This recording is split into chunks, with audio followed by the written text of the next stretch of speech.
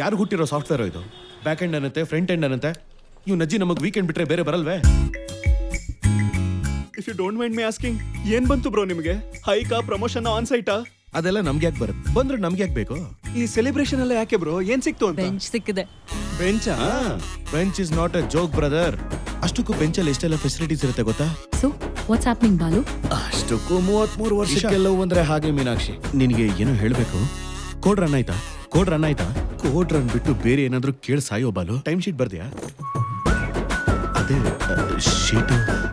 ಎಲ್ಲಿದೀಯಾ? ಈ ಟೈಮಲ್ಲಿ ಎಲ್ಲಿರ್ತೀನಮ್ಮ?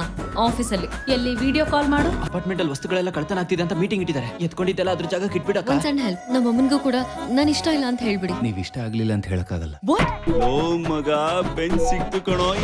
ಹೋಗೋದೆ ಕಾರಲ್ಲಿ ಬೀರ್ ಜೊತೆ ಜೋಶು. ಬೀಚ್ ಕಮ್ಮವ ನಾವು ಫ್ಯಾಮಿಲಿ ಅವರಾಗಿ ಅಂತ ಪ್ಲೇಸ್ ಗಳಿಗೆಲ್ಲ ಫ್ರೀಯಾಗಿ ಇದೆಯಲ್ವಾ? ಹೋಗಿ ತಗೊಂಬ ಪ್ಲೀಸ್. ತುಂಬಾ ಚಿಕ್ಕ ವಯಸ್ಸಲ್ಲಿ ಮದುವೆ ಮಾಡ್ಕೊಂಡು ತಪ್ಪು ಮಾಡಿದೆ ಅಂತ ಅನ್ಸುತ್ತೆ.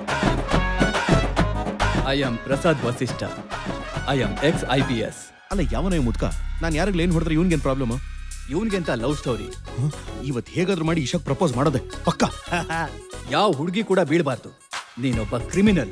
ಇಲ್ಲಿವರೆಗೂ ನಿಮ್ಮ ಸೀಕ್ರೆಟ್ಸ್ ಅನ್ನ ಕಾಪಾಡಿದ್ದೀನಿ. ಈ ಸೀಕ್ರೆಟ್ ಅನ್ನ ನೀವು ಕಾಪಾಡಬೇಕು ತಾನೆ? ಲೋಣ, ಈ ಪರಿಸ್ಥಿತಿ ಹೇಗ್ ಹಾಳಾಗ್ ಹೋಗಿದೆ ಅಂದ್ರೆ ಅದ್ ನನ್ ಪರಿಸ್ಥಿತಿ. Cost cutting is necessary. ಮೊದಲು ಬೆಂಚಲ್ಲಿ ಇರೋರಿಂದ ಸ್ಟಾರ್ಟ್ ಮಾಡ್ತೀನಿ. ಲಿಸ್ಟ್ ಅಲ್ಲಿ ಮೀನಾಕ್ಷಿ ರವಿ ನಿನ್ ಹೆಸರು ಕೂಡ ಇದೆ.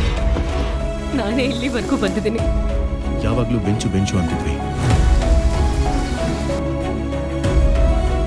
ಇದು ನನ್ನ ಲೈಫ್ ಅಲ್ಲ.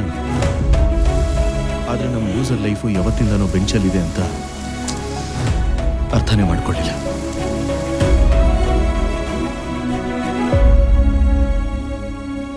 ಸಾರಾ ಅಂಗಡಿಯಲ್ಲಿ ಕೆಲಸ ಮಾಡೋನು ಕೂಡ ನಿನಗಿಂತ ಬೆಟರ್ ಅಯ್ಯ. ಸರ್, ಯಾವ ಸಾರಾಯಿ ಸರ್ ನೀವು ಕುಡಿಯೋದು?